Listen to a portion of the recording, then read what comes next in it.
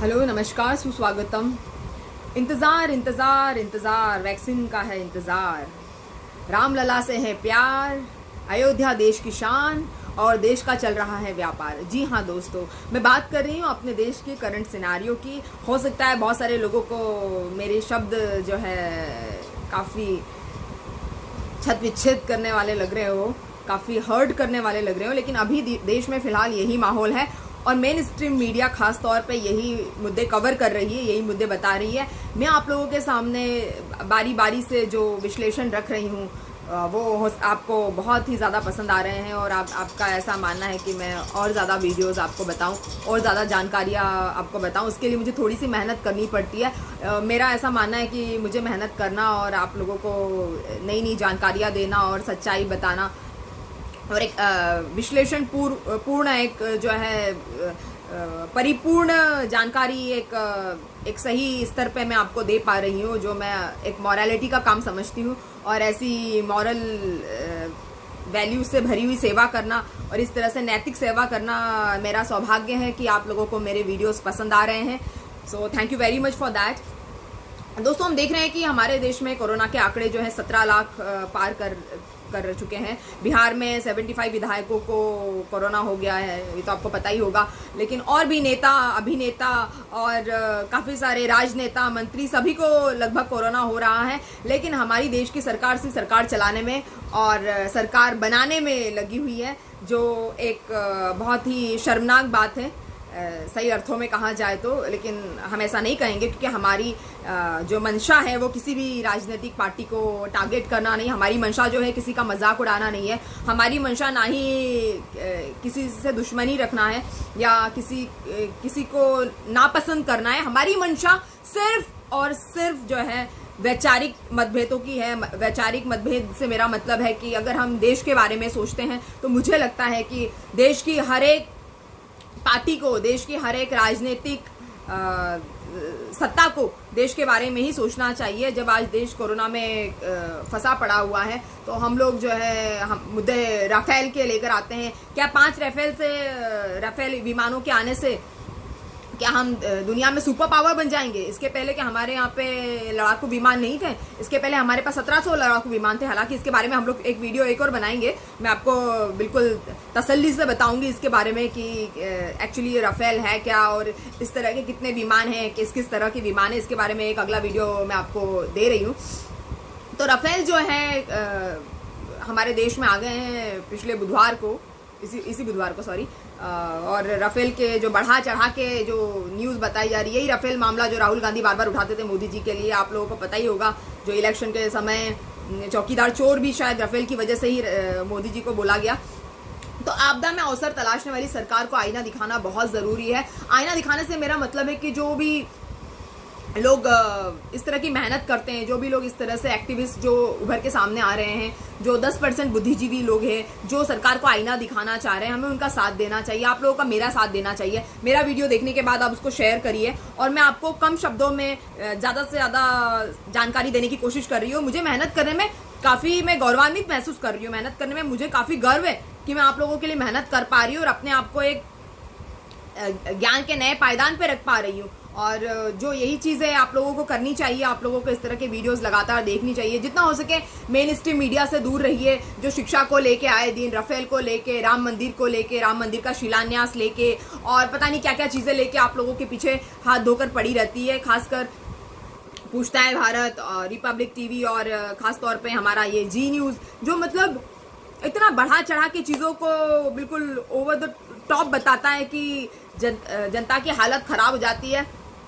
और मासूम दुखियारी जनता जो अभी गरीबी है, देश की हालत आप देख रहे हैं कि गरीबी रेखा का स्तर जो है कितना नीचे जा रहा है। -15 -20% जो है इकोनॉमी होने वाली है। देश में 40,000 परिवार जो है गरीबी रेखा के नीचे आ गए हैं और कम से कम 15 करोड़ लोगों ने अपनी नौकरियां गंवाई। हालांकि बेरोजगारी की हालत पहले भी वैसी थी, पहले भी बेरोजगार हमारे देश में कम नहीं थे, लेकिन अभी बेरोजगार बढ़ गए हैं।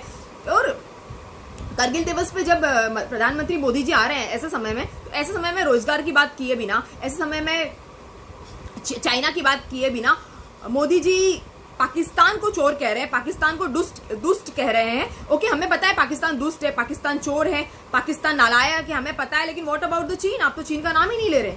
तो ऐसे ऐसे कौन से आप कर्जों से दबे हुए हैं कि आपको इतनी चुप्पी साधने की जरूरत पड़ गई है? अगर चीन भी दुष्ट है तो आपको दुष्टों की तरह जवाब देना चाहिए।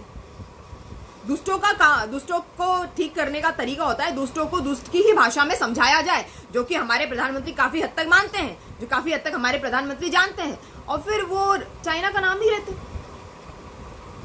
चाइना का नाम क्यों नहीं लेते आप? चाइना को ठीक करने की पॉलिसी क्या है? आपको पता होना चाहिए कि गालवान के बाद में, पेंगोंग त्सो लेक के बाद में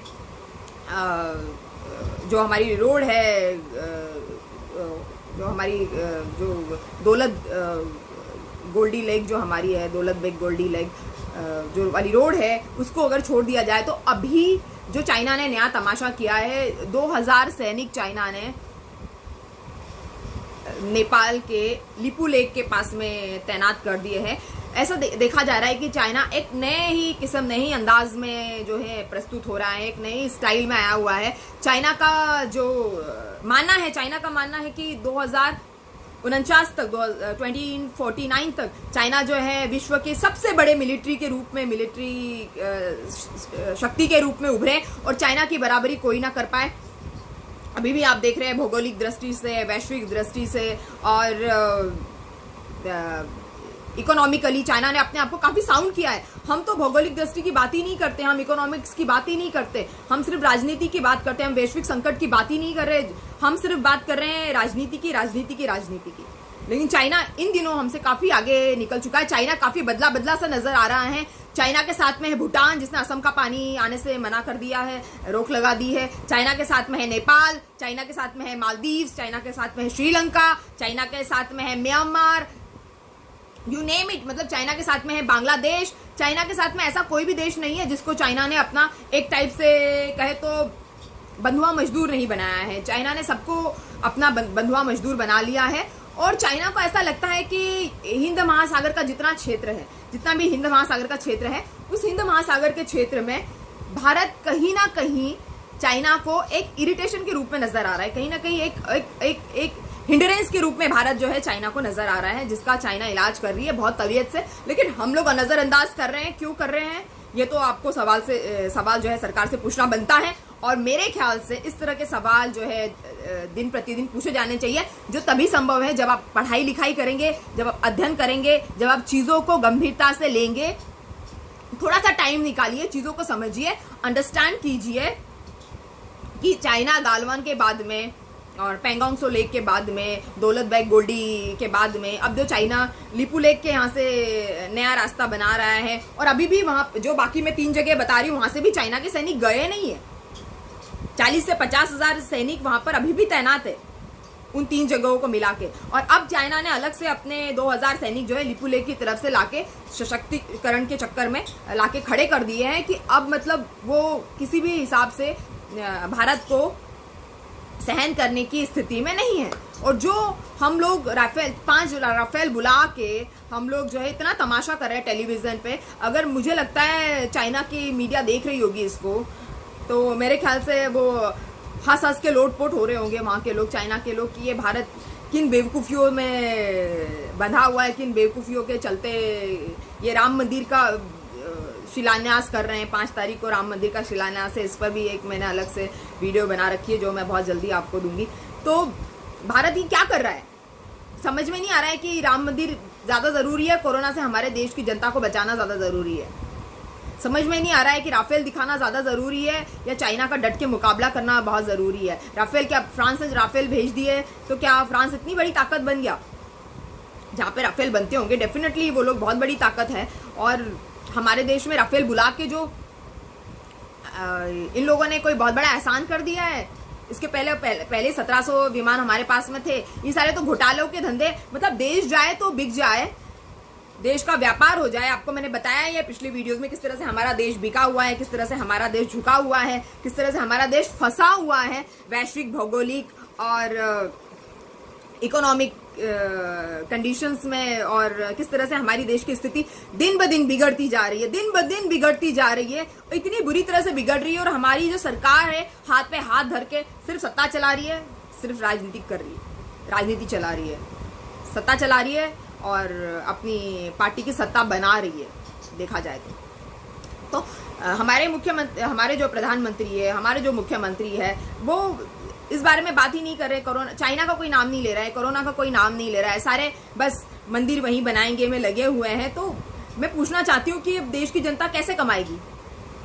देश की जनता क्या करेगी? भूखे मरेगी? अंधभक्तों को शायद बुरा लगेगा कि मैं बार बार इस टॉपिक पे आ जाती हूँ, बार बार मैं ये वाला मुद्दा छेड़ देती हूँ, मगर ये मुझे काफी सेंसिटिव मुद्दा लगता है, इसलिए मैं बार बार इस मुद्दे पे आऊंगी और मैं आती रहूंगी बिना डरे, बिना रुके। मैं इस मुद्दे पे बात करती रहूंगी। मुद्दे की अगर हम बात करें तो टेस्टिंग जो है बिल्कुल ना के बराबर है। टेस्टिंग ही नहीं है तो और भी मामले हो सकते हैं, हमें पता ही नहीं है क्या टेस्टिंग है। क्या टेस्टिंग में आपको फर्जीवाड़ा बताई दिया मैंने, देश बेचने में आपको फर्जीवाड़ा मैंने बताई दिया कि देश बेचने में फर्जीवाड़ा क्या हो रहा है। टमाटर 60 रुपए किलो है, सब्जी 80 रुपए किलो है, धनिया जो है 60 रुपए की है, और जो है कहीं पे भी एक क्वालिटी फ्रूट्स नजर नहीं आ रहे हैं मार्केट में। और इसके चलते सरकार सिर्फ 5 किलो जो अनाज दे रही है वो भी सड़ा हुआ है। मैंने बिहार की काफी सारी महिलाओं को सुना है, मैंने यूपी की काफी सारी महिलाओं को सुना है, 80 करोड़ परिवारों का अनाज दे रहे हैं। कहाँ है दे रहे हैं? कोई उसकी लिखा पढ़ी नहीं है कहीं पे, कोई मुझे फैसिलिटी, मेरे आसपास तो किसी को राशन बढ़ते हुए मैंने अपनी आंखों से नहीं देखा है। मैंने बहुत सर्वे करने की कोशिश की, बहुत कुछ हमने देखने की कोशिश की और पता लगाने की कोशिश की। अंत में पता चला कि कहीं पर भी कुछ भी बट नहीं रहा है। कहाँ बट रहा है, कैसे बट रहा है, सब शायद कॉपी पेन पे, पेपर पे बट रहा है तो बट रहा है, मुझे नहीं पता कहाँ बट रहा है। तो ये कहने की बात है कि लाइट बिल इतने ज्यादा आ रहे हैं, लाइट बिल ज्यादा आ रहे हैं, रेंट बने हुए हैं। बहुत सारे दुकानदार है जिनके रेंट जो है बताते हैं कि लाखों में उनके रेंट है। मेट्रोपॉलिटन सिटी में देखा जाए तो दुकानदारों के जो रेंट है वो लाखों में रेंट है। वो रेंट अपना मतलब अपनी सेविंग्स के सारे रेंट भर देंगे क्या वो? चलो मकान का रेंट तो बनता ही है क्योंकि इंसान कहीं ना कहीं तो सिर झुकाएगा ही, कहीं ना कहीं तो छत बनाएगा। लेकिन छत बनाने के अलावा उसको अगर आप रिलीफ दुकान के रेंट में भी दे देते तो भी समझ में आता। लाइट बिल इतने ज्यादा आ रहे हैं, मैं खुद भर रही हूँ, इतने ज्यादा लाइट बिल्स आ रहे हैं कि जिसकी हद नहीं है। अगर आपके 2 मकान हो तो आपकी, मेरे ख्याल से, और अगर आपका एक फ्लैट हो और एक मकान हो, एक कुछ भी, मतलब आपके पास में अगर 2 संपत्ति है, इतना लाइट बिल आएगा कि आपकी पूरी महीने की कमाई सिर्फ लाइट बिल भरने में चली जाएगी, मुझे लगता है लगभग। लेकिन फिर भी सरकार ना सैनिटाइजर बांट रही है, ना मास्क बांट रही है। लिम्सी जो विटामिन सी की दवाई है, कम से कम वही बांट दो, वो भी नहीं बांट रही है। आपको पता है लिम्सी के प्राइस भी बढ़े हुए नजर आ रहे हैं। जहाँ पे 70 रुपए की लिम्सी हुआ करती थी, लिम्सी या विटामिन सी की जो भी दवाई है, जो 200 की थी वो 400 में पहुंच गई, 400 की जो 600 में पहुंच गई है। और फिर भी सरकार कहती है कि आप इम्यूनिटी बढ़ाइए, काढ़ा बनाइए, काढ़ा। अब बताइए कि आप कोरोना में अपना सेल्फ डेवलपमेंट करेंगे या घर में काढ़ा बनाते बैठेंगे? कोरोना में आपको अपने आप को बचाना है, काढ़े की सामग्री आप जुटाने के लिए जाएंगे, काढ़ा बना के अपना समय बर्बाद करेंगे। और सरकार को कोई पड़ी नहीं है आपके बारे में। सरकार आपके बारे में क्या कर रही है उसके बारे में सरकार बिल्कुल बताने को तैयार नहीं है। आप आत्मनिर्भर बन गए, आपको काढ़ा बना के पीना है तो पिए, वरना निकलिए आप, सीधा सा हिसाब है, राइट।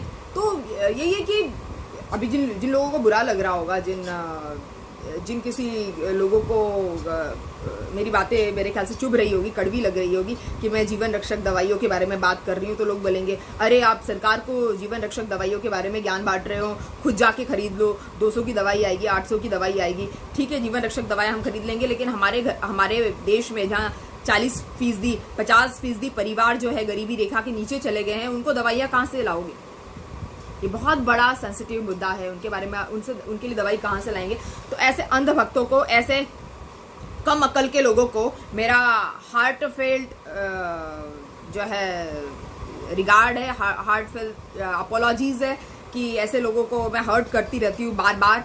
लेकिन मुझे कोई आपत्ति नहीं है, मैं हर्ट करती रहूंगी जब तक आप लोगों के, मुझे नहीं लगता कि बहुत सारे लोगों के दिमाग में बातें घुसती होगी, बहुत सारे लोगों को समझ में आता होगा। मेरे ख्याल से 2%, 4% को भी अगर समझ में आ जाता होगा तो भी मेरी मेहनत जो है सक्सेसफुल हो जाएगी, मेरी मेहनत जो है आगे बढ़ जाएगी। और ऐसी सोच की हमारे देश को अभी बहुत ज़रूरत है। हमारी देश की समस्याएं जो है बहुत क्रिटिकल है, तो ऐसे समय में हमें ऐसी सोच की, ऐसी विचारधारा की बहुत आवश्यकता है। हमें किसी से पर्सनल दुश्मनी नहीं है, लेकिन हमें दुश्मनी है लोगों की विचारधारा से, जो हम चेंज करने की कोशिश कर रहे हैं यहाँ पे।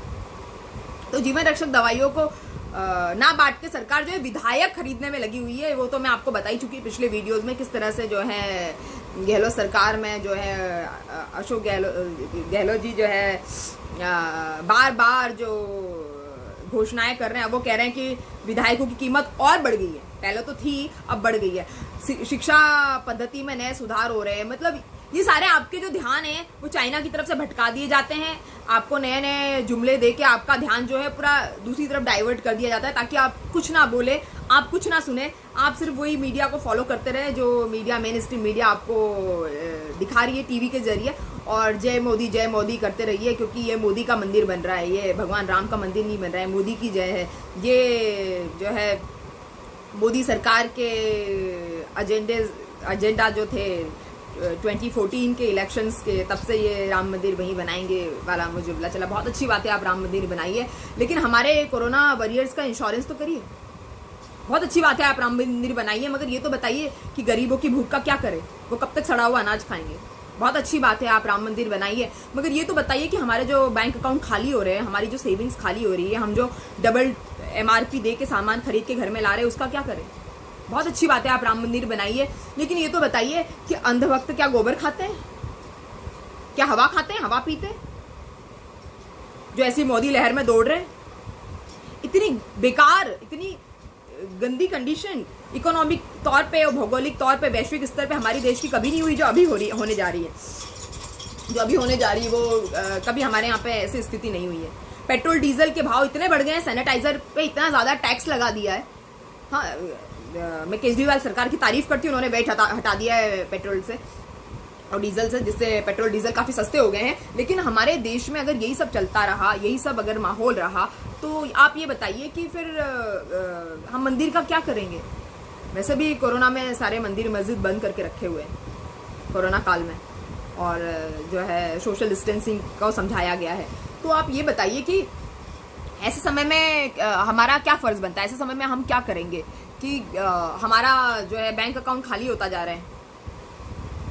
ऐसे समय में हम क्या करेंगे कि हमारी केंद्र सरकार जो है वो राज्य सरकार को GST देने से मना कर रही है, और राज्य सरकार हमारा राज्य कैसे चलाएगी। आप किसी भी राज्य में हो, मध्य प्रदेश में हो, आप छत्तीसगढ़ में हो, आप चाहे ऊपर जाइए तो आप पंजाब में हो, पश्चिम बंगाल में हो, गोवा में हो, किसी भी राज्य में हो, अगर केंद्र सरकार राज्य सरकार को GST देने से मना कर देगी, तो आप बताइए कि राज्य सरकार कैसे चलाएगी राज्य को। कोरोना काल में आपने शराब पे टैक्स लगा दिया, शराब की दुकानें खोल दी। आपको जब पता है कि कोरोना काल में थूकना मना है और थूकने से भी कोरोना हो सकता है, फिर भी आपने गुटखा और छेनी की दुकानें और गुटखा छेनी की जो बिक्री है उस पर रोक नहीं लगाई। राम मंदिर शौक से बनाइए, पर जरा ये बता दीजिए कि जो देश में स्थिति है उसको संयमित कैसे किया जाए, देश में रोजगार के अवसर कैसे ढूंढे जाएंगे। आपको तो पढ़े लिखे लोगों से एलर्जी है। पढ़े लिखे लोग हमारे देश में चलते ही नहीं। हमारे देश में जो लोग पढ़ लिख जाते हैं उनको बाहर का रास्ता दिखा दिया जाता है कि आप अमेरिका जाइए, अब UK जाइए, अब वहीं पर रोजगार ढूंढिए, क्योंकि आपके जैसे पढ़े लिखे लोगों के लिए हमारे यहाँ पे कोई स्कोप नहीं है। हमारे यहाँ पे इतना हाईटेक यूनिवर्सिटी नहीं है, इतनी हाईटेक हमारे यहाँ पे एजुकेशन प्रणाली नहीं है, इतनी हाईटेक हमारे यहाँ पे किसी तरह की कोई प्रणाली नहीं है। तो आप सीधे बाहर जाइए और बाहर का रास्ता देखिए, आप कहीं जाके और कहीं जाकर अपना ज्ञान देखिए, और आपको पढ़ना है तो भी आपको बाहर ही जाना पड़ेगा। तो कहने का मतलब ये है कि जब रोजगार ही नहीं रहेगा, जब हमारी स्वास्थ्य सेवा ही नहीं रहेगी, जब कोरोना के चलते स्वास्थ्य सेवाओं में इतना ज़्यादा पैसा खर्चा होगा और सरकार जिसकी जिम्मेदारी नहीं लेगी, सरकार सिर्फ अपने जो सरकार को कोई हक नहीं है हमारे यहाँ पे 10 साल के लिए आए या 20 साल के लिए आए कोई सरकार को कोई हक नहीं कि हमारी संपत्ति को, हमारी देश की धरोहर को बेच दे। लेकिन इस सरकार ने हमारी देश की धरोहर को बेच दिया है, हमारी देश की संपत्ति को बेच दिया है। तो मैं सरकार से पूछना चाहूंगी कि बहुत अच्छी बात है आप राफेल लेकर आ रहे हैं, बहुत अच्छी बात है आप शिक्षा में नए नए बदलाव कर रहे हैं, लेकिन आपके पास में बुनियादी सुविधाएं नहीं है। बहुत अच्छी बात है, बुनियादी सुविधाएं आपके पास में नहीं है। बहुत अच्छी बात है कि आप बार बार जो है राम मंदिर का मुद्दा लेकर आ जाते हैं और हिंदुत्व की राजनीति करते हैं। हिंदुत्व की राजनीति करने का मुद्दा नहीं, हिंदुत्व जो है आस्था का मुद्दा है। लेकिन ये बताइए कि कोरोना से अपने को कैसे बचाएं और रोजगार कहाँ से लाएं।